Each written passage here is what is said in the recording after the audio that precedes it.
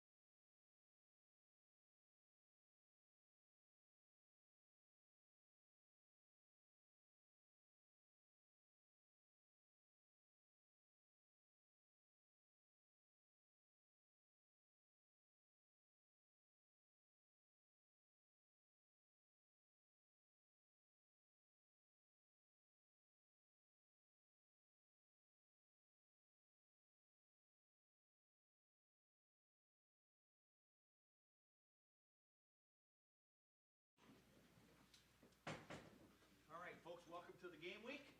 We're going to keep Coach Dave for 20 minutes. We're going to open up front row, middle, Dave Biddle, 24/7 Sports.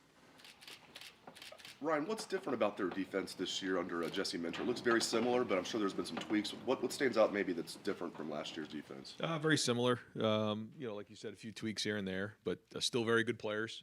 And, they're playing very hard and, one of the best defenses in the country. Second row middle, Nathan Baird, Cleveland.com. A couple weeks ago, you were talking about Ty Hamilton, might have been last week, and you used this phrase, starter caliber. I was curious on the other side of the ball, how close are you to using that term with Dallin Hayden?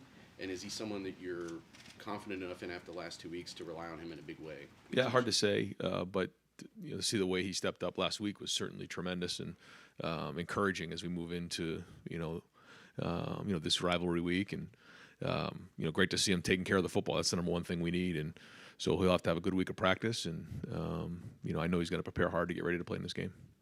Fourth row middle, Pat Murphy, 24/7 Sports. Ryan, similarly, like you guys, there's questions about who's healthy on their side of the ball, specifically Blake Corum. How do you go into this week with questions about a running back that's so important to their offense? How do you guys prepare? And do you have to do anything different if he's not on the field? He's a great player. We're going to prepare for him to play. We expect him to play, and we'll just do the best we can. They're a very good offense. They have plenty of running backs, plenty of good players. So while he is very, very good, we'll just continue to prepare for all of them. Fourth row left, Jacob Bench, the Lantern. Yeah, hey Ryan, of course Saturday is the first version of the game in Columbus since 2018, and most of the undergraduate body at Ohio State hasn't seen that on campus or as a student, including myself. So just wanted to get your thought on that and how it's the first game between your team and their team, first time for you. Yeah, 4 years. It's been a while, and being the 100th year anniversary is going to mean a lot more to a lot of people. On Saturday, we understand that, and there's nothing quite like the game, and certainly have learned so much over my time here at Ohio State about what this tradition means to so many across the country, and that's why we work the game so hard and take a lot of pride in being our best here. And this is our number one goal every season. First row, front row left, Jared Smalley, WCMH. Hi, Ryan. How much, I don't know if you can qualify this, but how much of the mentality of this team is shaped off what happened in Ann Arbor last year? Well, I think you're shaped by whatever's happened in your past, and we have scars, and it motivated us all off season. So we've worked very hard to get to this moment right here, and now it's time to go prepare the best we can, and that's what we're going to focus on, physically, mentally, and emotionally, to go play the hardest game we've ever played. And we'll find out where we're at on Saturday. Third row left, Dan Holt, 11 Warriors. Ryan, in terms of the running back situation of Travion and Ryan, how much does that balance of how much they'll play on Saturday come down to how much they're able to practice during the week? You're in week 12 here, so it's not like it's early in the season. These guys are experienced, so I think early in the year you'd say, well, if they hadn't practiced all week, it's gonna be hard for them to play in a game. We'd like for them to practice, and we're gonna plan on them to practice. But if they miss a little bit here and there to get healthy to go play in the game, then we'll adjust accordingly. But these are veteran players who have played a lot of football. Third row middle, Rob Aller, Columbus Dispatch. Ryan, one advantage of Michigan's media day being yesterday is we get to follow up on what Jim Harbaugh says, which is usually a lot. He says there's no room for hate. This doesn't have to be hate in this game. But is there room for dislike, strong dislike? Where are you on this? Well, it's one of the greatest rivalries there is in the country, and anytime you're fighting tooth and nail to win the game because of what's on the line, there's friction at times. It's just the way it works, and we try to just focus on ourselves, focus on respecting the rivalry by working it every day out of the year, and going to go play as hard as we possibly can on Saturday. You said this is the toughest game you'll ever played. Is this a referendum a little bit on what you guys are and the whole issue? It'll come to the surface? Well, I just think, I think about my first year being the head coach here, and one of the first things we started off the whole press conference was it comes down to this game, and then you have to win every game after it. So it's not changed. It's been like this for 100 years here. So I get it. But obviously this is a great opportunity. Both teams are undefeated. Two top, three teams in the country going together at the end of the year. This is what it's all about. Right behind him, Tony Gerben, Buckeye Huddle. So Ryan, this is your fourth year. You've been in the playoffs twice, championship game. You lose to Michigan last year, and you have so many questions, so many people questioning physicality, the toughness of the program. What's that been like? Well, I think, when you focus on this year and the things that have been done, you've seen a lot of good play. You've seen us really work towards this moment right here. Listen, when you lose this game, it's a tough year. There's no hiding from that, but there's only one way to handle it. That's to go back to work, address the issues that you think need to get addressed. So when you go back to play the game, you're ready to roll. So we got, a few more days here to get ready to prepare. But up until this moment, we've done everything we can to get to this moment right here and be ready to go. And so, when you get to play on Saturday, you get to play with a lot of confidence because you've known you've been working towards this moment for so long. And then you go play as hard as you possibly can. How many of the changes with the coaching staff or whatever happened because of that game? I don't know if I could give you a number, but this is, we're evaluated by, the big games. That's the way it goes here. And certainly we know what comes with it. Front row right, Austin Ward, Rivals 97.1. Ryan, it didn't look good for Matthew Jones on Saturday. I don't know what his status is, but if you have to make a move there, it seems like an interesting decision because Josh could kick inside. It seems like he's been the sixth guy. Enoch's been maybe the first at guard. I know you have a week of practice to the decision to make, but what do you think might be the best way forward there? Yeah, if need be, you got a couple options right there that we'll work through during the week and figure out if we do need to go to depth, who to choose. And a lot of that have to do with how the week goes and how Matt's feeling and how well those guys do and pick up the game plan. How much ability do you think Josh has to play inside or outside there? He's done it before. He's mostly been a tackle this year, but he's played on the tight end. You've seen him do that. He played a guard at some points in last year, sometimes the year before. So he has some experience going inside and outside. Second row right, Doug Lane-Reese, Cleveland.com. Ryan, in your career, what have you found the balance when it comes to revenge? When it comes to a game that you lost and now you're getting another shot, both in the year-long preparation for that and then the feelings of the guys on game day? What's your experience with that? What's the best way to handle it? Well, I think you can't just get yourself going the week of. You have to build and try to recognize the things that you need to get better at and then address them, get them fixed so that when you're there again, you're more prepared for the moment. And that's really the focus of it. And I think you start talking about some of those other things, you can get distracted on what the most important thing is right now. And I think when you're playing an emotional game and a big game like this, the easy thing to do is say, let's just get to Saturday. Let me just get to the game. But we have to utilize every single minute. We have that countdown in our building, and every time a minute clicks off of that, there's one less minute for you to prepare for the game. So let's utilize every single minute we have to get ready to go, kick the ball off at noon so we're ready to roll. You, in your head coaching career here, Ohio State's lost 4 games. Didn't play Bama again after that. Didn't play Oregon again after that. First game you guys lost, Clemson in that semifinal.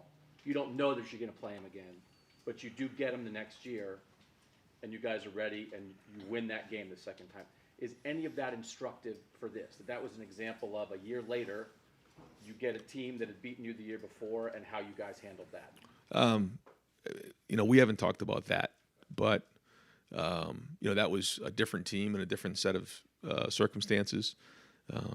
But our guys know they felt the pain last year, and it led to simmer, and we had to chew on that for a whole year, and that's a long time. So we'll see what the corrections we've made. We'll see about the growth that we've made, and find out where we're at on Saturday. But I know you're going to get an excited team.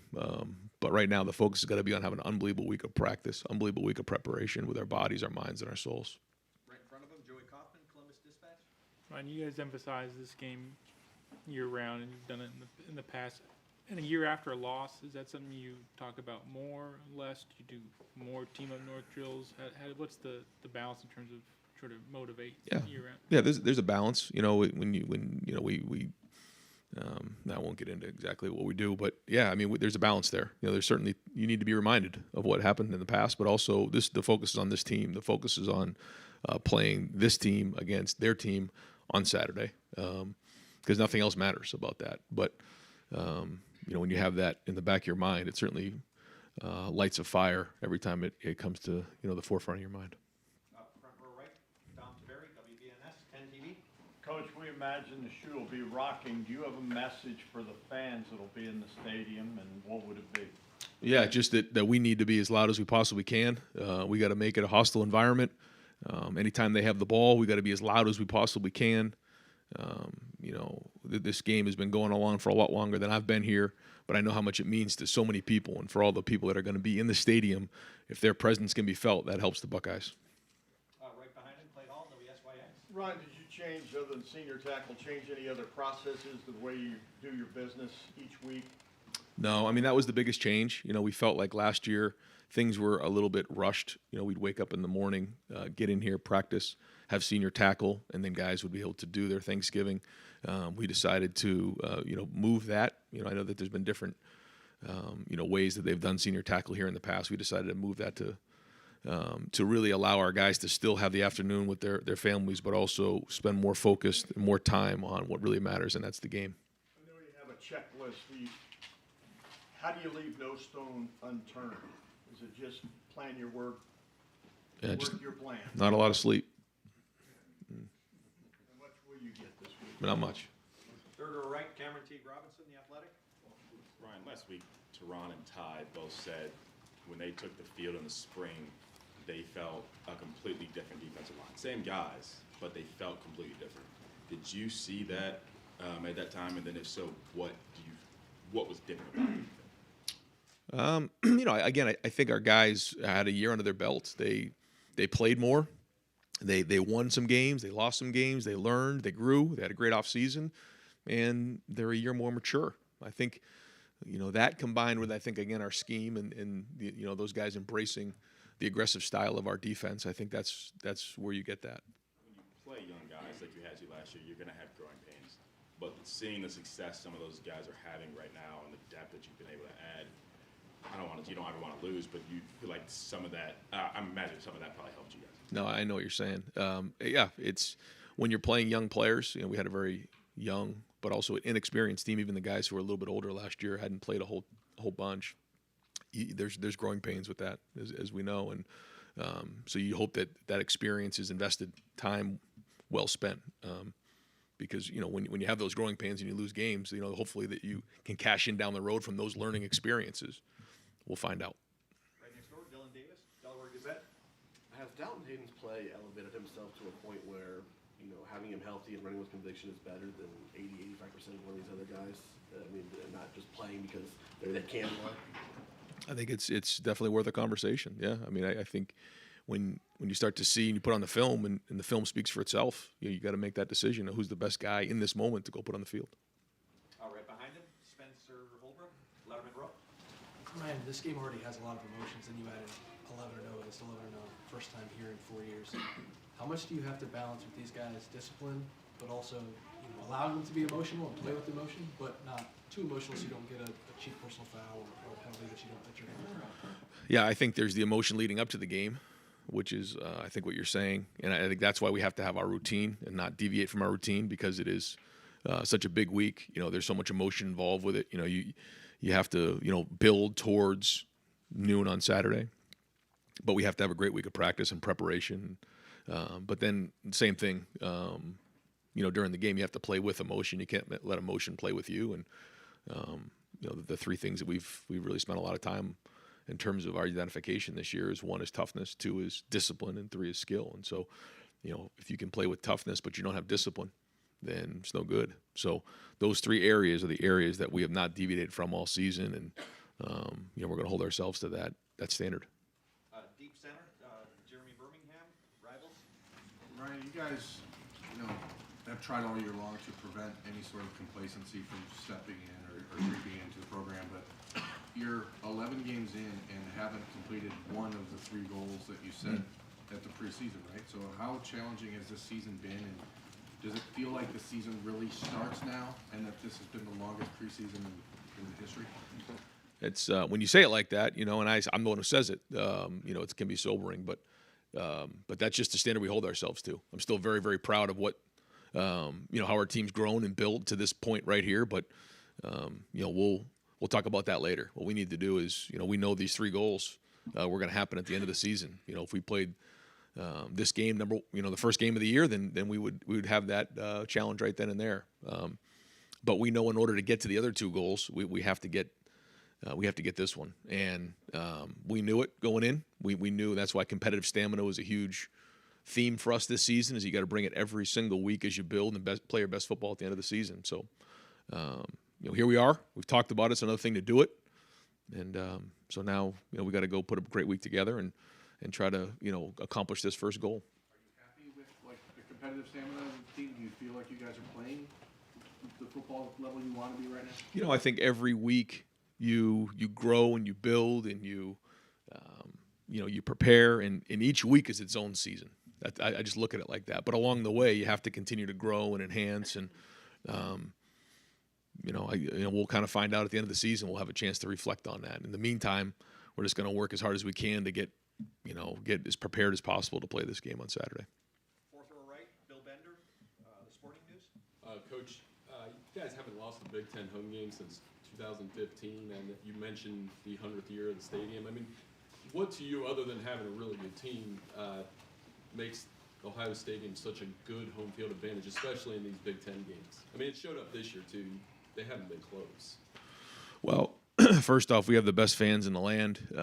Our guys enjoy playing in our stadium. I think, it's a hostile environment. I think it's a hard place to play in, and I think that, our guys really enjoy being here, and I think, anytime you have all those things mixed up into one, then that's why you have what you have. So, and it's been a while since we played this game at home. I think what you said was, I guess, four years. Yeah. So, and that's part of, what every Ohioan and person part of Buckeye Nation, wants to be a part of this game at home in the shoe. So, I know it's going to be an electric atmosphere. Second row left, Stephen Hellwagen, 24/7 Sports. Yeah, Coach. Just assessing the offensive line, it seemed the first half you guys had real problems getting the running game going the way that you wanted to. In the second half, with Dallin Hayden running behind the same offensive line, things worked out much better. Just how did you assess their play over the entire 4 quarters, and are they ready for this challenge this week, I guess? I after watching the film, we had several guys grade out champions. I thought some guys played very well in the game.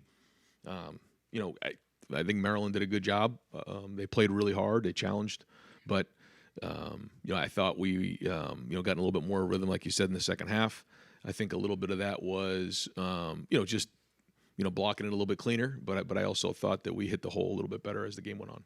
Right next door, Stephen Means, Cleveland.com. I don't want to word this right here. I don't know how much you pay attention to what other programs say, what other people have said outside of this program, but you've emphasized toughness a lot this season, maybe more than any other season you've had. You guys have some of the leadership stuff in the summer, in the off season, 2 leadership groups, and things were said after that Michigan game coming out of that program from coaches.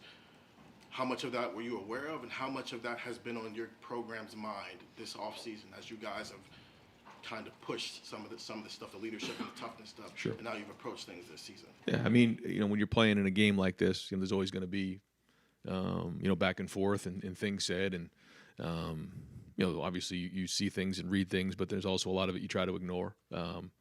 But sometimes it matters, who says it too, and how much, consideration you give it. But at the end of the day, we got beat in that game, and we had to figure out why that was. A lot of people have opinions when you lose a game, and we had to identify what was real and what wasn't, and try to go from there. But we certainly don't get caught up in other people's opinions. We cherish ours and try to make great decisions on how to move forward, and that's what we did. Far right, Adam James, WBNS 10 TV. When you go off the loss of last year and the bulletin board stuff and all of that, how tough can it be to rein in the emotions this week and make sure that you're not making this game bigger than it actually needs to be? I think that's the balance you try to find. Yeah, is that it is extremely emotional, but you also have to go do a job and play a game. And if you get over emotional or you get too caught up in all that, then you can start to act out of character, and that can't happen. But we also know what's at stake. So there is a fine line there that we are going to find. Front row, Bill Rabinowitz, Columbus Dispatch. Your two predecessors made their reputation in part on success in this game. You're 1-1. How much pressure do you feel personally, not just to coach them to win this game? I mean, how much pressure do you feel? I mean, I think anytime you're here and you're playing in this game, you're going to feel it. Doesn't matter, what your record's been. You feel it anytime you're, at Ohio State because you know what's on the line. But, we're not going to sit here and start to think about all that. We're going to just really focus on, having a great week of preparation and playing really, really hard. And then, when it's all said and done, we'll look back and kind of see, where all the tally marks are. But to me, this has nothing to do with anything other than this team and just preparing this team to play as hard as we possibly can on Saturday and then going from there. If you win, do you think there'll be more joy or relief?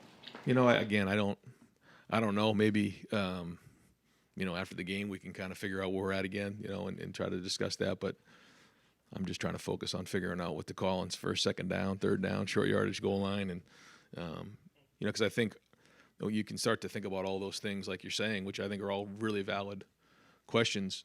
But it's like, what really matters right now? What matters is getting these guys a really good game plan, getting practice organized, and having a really good day. And that's what I'm going to focus on right now. And then we'll come up for air, on Saturday afternoon after the game. Final questions, Tim May, Lettermen Row. Oh, thank you very much, Jerry. Oh, well, congratulations on that Buckeye leaf. When somebody says you're born on third base and think you hit a triple, where does that sit with you in insults you've endured during your career? Yeah, I'm not going to talk about it right now. Maybe there's another time to hit on that. But like I said, there's certain things you listen to, there's certain things you don't. And anytime you're at a high profile game with a lot of stuff going on, there's a lot of things said. But there's a time and a place to talk about that, and it's not now. Toughness is the word this week. It was taken into question last year after this game and stuff. Toughness of this football team. You've addressed that through the season and stuff. What has told you that this team is tough now, tough enough, so to speak? Obviously, the ultimate test comes Saturday, but and I'm looking at y'all. Y'all have had at least 3 games go into the fourth quarter up in the air, and y'all won those games. That's as much a sign of toughness, I would think, as anything else. But what just tells you you've got a tough football team? Well, when you talk to other coaches after the game, and just what do you think? And you get a lot of great feedback in that area. And you guys are playing hard, you're playing tough, you're playing physical. Guys are disciplined, they're where they're supposed to be, they're well coached. You hear all those things over and over again, and that just means that we've done it. So we wanted to make it our identity. I think we've built that as the season's gone on, and but all that building was to get to right here. But as a coach, you'd rather a game already be done at halftime, I would think. You know what I mean? But what does that, in retrospect, having to win games in the fourth quarter, do for a team from a standpoint of confidence, whatever you want to call it? Well, it builds resilience. It builds that toughness. It builds that perseverance. That no matter what happens in the game, it's not going to go perfect. You got to keep fighting. You got to keep growing. You got to keep building. And your backs are up against the wall. What are you going to do? And we felt that a little bit here.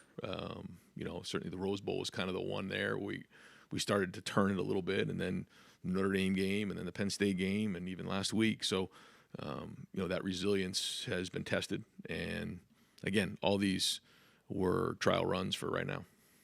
I goofed up. One last question. Bill Landis, Rivals. Brian, you saw, Chris Olave in this game at 18 as a true freshman make a real impact.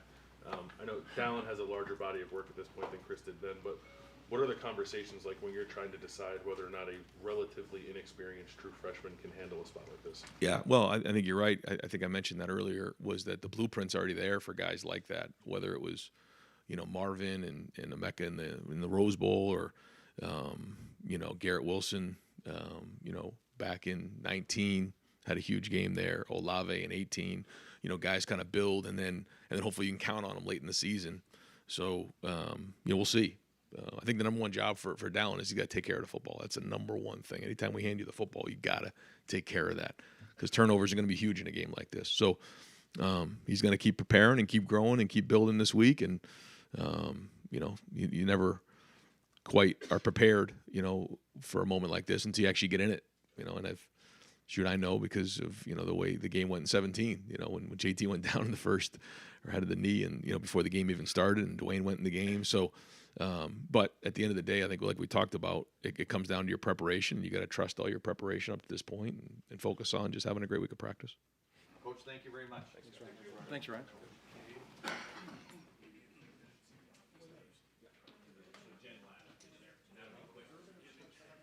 right, folks, we're going to transition right into They Coach won. Knowles here, and we're going to keep him for only 10 minutes. Going to open up the floor, front row right, Austin Ward, Rivals. Jim, I asked last week about Tommy playing with one broken hand. I didn't realize that I needed to ask about the other one being broken. The toughness that he's showing, the way he's playing through that, beyond just trying to find ways for him to tackle, the toughness that he's shown, where does that rank among some of the guys you've worked with? Tommy's as tough as they come, as tough as any player I've been around, and he kind of epitomizes what we want to be as a defense, and I think as a program, because nothing is going to stop him. No matter what the circumstance or the injury, he's going to show up. Second row right, Doug Lamery, Cleveland.com. Jim, what do you think of the rivalry? It's a privilege to be a part of it. When you're a guy who works his way up to get to this spot, there's not time for reflection now, hopefully someday. But, just to be a part of it is, I guess, when you're young and in the profession, you look at it as the pinnacle, of competition, and it's a privilege to be a part of it. Far right, Adam King, WBNS 10 TV. Coach, you weren't here last year when all the talk of toughness and finesse hit, but there were a lot of conversations about this defense. How much do you hear that from these guys? How much do you try to, push these guys to lean into that and prove it on Saturday? I don't hear it. I don't talk about it. Don't really think about it. I know the charge I was given when I got here, and we've taken off from there. And I know that toughness is a pivotal part of everything Coach Day does and Coach Mick does in the weight room. So, I've embraced it, and we're doing everything possible to carry that on defense. Third row middle, Rob Aller, Columbus Dispatch. Jim, you've been part of some pretty big rivalries. Bedlam, Bull, Colgate. Penn is Cornell's rival, not Colgate. Come on. Yeah, Thanksgiving Day, man, for years. Penn. Yeah. How's this stack up for what you see? I know it's early in the week, and I know you guys don't like to compare, but I'm asking you to do so a little bit. Do they all have the same thread through them, whether it's dislike or guys not getting too emotional? How do you handle that, and what have you seen? Yeah, there's the same thread through every rivalry I've ever been associated with of intensity. But this is it's the biggest stage there is. So you just take all that and you ramp it up by 1,000, and you go from there. You do everything you can to stay focused and do your job in the midst of it, because there's a job to do. Right behind him, Andy Anders, Buckeye Sports Bulletin. Yeah, I kind of wanted to ask a little bit about what you see from J.J. McCarthy as far as his mobility. I know Talia had a couple scrambles last week, gave you some issues, kind of first mobile quarterback you've seen since DeJuan Finn, and how you kind of intend to keep him hemmed in. Well, I mean, yeah, I think, we have a hard-charging, aggressive defensive line, and I think that anytime you have guys who really get after it, scrambling can be an issue. So we continue to work on it, I guess I'll say. We'll keep practicing. That's all. I mean, it's definitely an issue though when you have guys that are going to get after the quarterback, and I'm glad we have them. Now it's my job to fix it. Second row left, Stephen Means, Cleveland.com. whether it was Toledo, to follow up on that, whether it was Toledo, Maryland, even Penn State to a lesser degree, I don't think Clifford traveled that much, but how do you scheme for that when it's an element of a playmaker? He's just a playmaker, and you did everything the right way, and then he got loose anyway, and instead of it being a 4-yard loss, it's a 14-yard game. I know you can coach it, kind of, contain it, but how do you actually scheme for something? Well, you have different ways to do it. I'm not going to get technical here, but you put some plans together. But ultimately, it does come down to your athletes versus their athlete, and you just do everything you can to put guys into position, but it does become like controlled chaos, right? I mean, we try to make all these moves and chess pieces, and we think we're doing a good job of it, but sometimes it's hard to control the uncontrollable. So you give your guys the best shot, and then it's a matchup, and you go from there. Fourth row right, Bill Bender, the Morning News. I think you kind of answered it with the last question, but what does their rushing attack pose the biggest challenge for you guys in preparing for? And in all these years you've done this, is there another team who, I'm thinking like Kansas State or something, where you played them and it was really difficult to prepare for the way that they run the football? Yeah, Kansas State in the Big 12. I certainly at Duke lived my share of option football with Army, Navy, and Georgia Tech, and it's difficult to simulate, the way that they run the ball. So you just got to go back to your habits and your training. You got, again, put guys in great position. Make sure everybody knows that everybody has to tackle. I think that's a mentality that goes, everybody has to tackle, because they're going to put corner, safety, anybody, they're going to put different people into position where you have to make the tackle. So it's really a mentality. You scheme against it some, difficult to practice. It's just a matter of habits and everything you've worked for to this point, in all your strength training and all of, the extra work you did over the summer. That all comes into play when push comes to shove. Deep right, Spencer Holbrook, Lettermen Row. Jim, they run the ball a lot, obviously, but they also throw the ball to running backs out of the field, Excuse me. tight ends, put you in different matchups. How do you balance knowing how much you have to stop the run, but also understanding that out of the backfield they can really do some damage? Yeah, well, they're a complete offense, and they challenge you in a lot of different ways. So, you have to have some different things that you can go to at different times to try to keep the offense off balance. That's really the only way to answer the question is, those points that you mentioned, the things that they do, and they do it well. You just got to counterattack, and that's what we've been working on all year. Second row right, Bill Landis, The Athletic. Rivals. That's okay. You said maybe back in the spring that the jack position, Leo position, was first conceived as more of a run game disruptor than anything else. Does this game put that position in more of a spotlight with as much as Michigan likes to use pullers in a triangle? Yeah, I definitely feel that it is a tool, in our toolbox to be able to handle all the different things that an offense like this throws at you, and it's definitely a fix-it tool for us, and we've worked hard to get it ready. Front row middle, Bill Rabinowitz, Columbus Dispatch. When you came here and we asked if you had watched tape of players, you said no, everything's a blank slate. How much did you study last year's Michigan game? And is there a way to quantify how much time you've put into preparing for this game?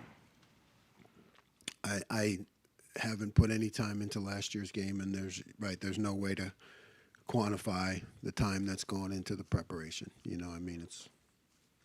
It's just constant. Right behind him, Nathan Barrett, Cleveland.com. stepping back to last week, and I know that Maryland's offense and Michigan's offense very different, but the defense allowed 2 75-yard touchdown drives in the second half, but also kind of made some key stops. Just how did you evaluate that performance relative to how you feel this defense is sort of ready for this moment? You know, I thought it was great when we made key stops and plays, and I thought it sucked when we didn't, you know. I mean, that's, you know, it's like, man, that, you know, but the good part about it is, you're right, we were off on some things, and, you know, I see it, we all see it, and we know we have to get better. But the good part is, I think the competitive excellence that Coach always talks about, and the defense has developed that in key situations this year. We have not been perfect. I think we've trended upwards, but when the times have come that we needed to make plays, we have. So I think that's a good sign. Front row middle, Joey Kaufman, Columbus Dispatch. Jim, considering you were hired just a couple weeks after a loss to Michigan, in a loss where you guys gave up 42 points, what sort of, I guess, personal stakes, weight on your shoulders do you feel just going into this game for the first time? You know, the job is the job. It's like I've said before, the process for me is the same. It's just that the expectations are different, you know. So you keep your process and your habits intact because that's what leads you to success. But yeah, I mean, you'd have to be numb not to feel it. You feel it, you know, but you stay focused on the moment and what can I do to give us an advantage? That's really